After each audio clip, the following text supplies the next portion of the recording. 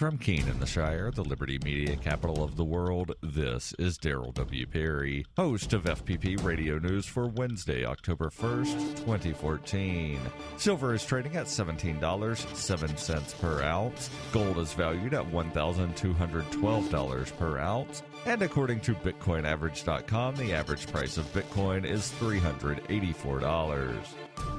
Antiwar.com reports Iraqi military supply helicopters were supposed to be taking shipments of food, water, and ammunition to besieged troops in the Shakwala base in the Anbar province late last week, where they've been out of normal supply lines for a week. The supplies were dropped, just not where you'd want them. Instead of dropping the shipments of food, water, and ammunition on the besieged base, many of the pilots mistakenly dropped the supplies on the Islamic State fighters themselves, which is great for the Islamic State, who, after all, is using the same U.S.-made weaponry Iraq's own military is, largely looted from Iraqi military bases, and might have had a hard time finding spare ammunition otherwise. The bungled airdrops were reported by Iraqi Member of Parliament Hakeem al-Zamil from the Security and Defense Committee. He said the mistakes were because of lack of experience of the pilots. NBC quoted an unnamed Iraqi brigadier general as confirming the incidents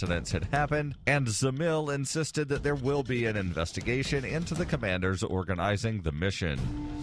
FPP Radio News is brought to you by Roberts & Roberts Brokerage. For over 35 years, Roberts & Roberts has been a trusted source for buying and selling your investment-grade precious metals. They now take Bitcoin for purchasing precious metals so you can turn your profits into a long-term investment. Call Roberts & Roberts today for knowledgeable advice on investing. 800-874-9760.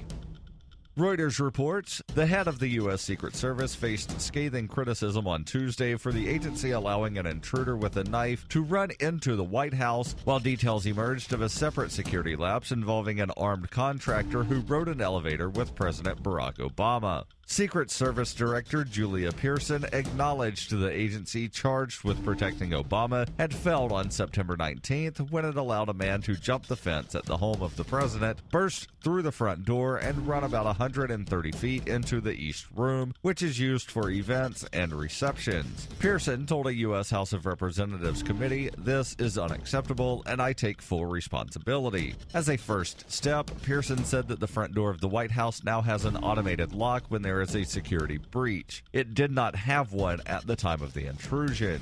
Pearson said that any disciplinary actions, however, would be based on an internal probe by the agency.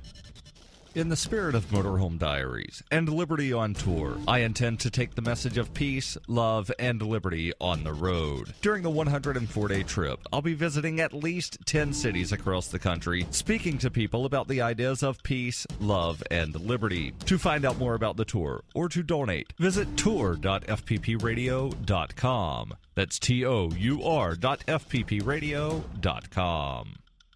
The Associated Press reports Oklahoma prison officials unveiled new execution procedures Tuesday to replace those used in April when an inmate writhed and moaned before being declared dead 43 minutes after his lethal injection began, a situation that renewed debate over what constitutes cruel and unusual punishment. The new guidelines allow the state to keep using midazolam, a sedative used in flawed executions earlier this year in Ohio, Oklahoma, and Arizona, although it calls for increasing by 5 times the dose it gave Clayton Lockett in April. Other changes include more training requirements for prison staff and members of the execution team, and having contingency plans in case the problem with execution equipment or an inmate's medical condition. The new protocols also reduce the number of media witnesses from 12 to 5. An investigation ordered by Governor Mary Fallin after Lockett's execution that was conducted by the Department of Public Safety blamed his lengthy death on the poor placement of a single intravenous line in his groin and a decision by the warden to cover the IV site with a sheet. The investigation recommended more training for prison staff and a contingency plan, both of which are included in the new procedures. Assistant Public Defender Del Beach, who represents 21 death row inmates who have sued the State Department of Corrections to block their executions, said the new protocols do not solve Oklahoma's execution problems.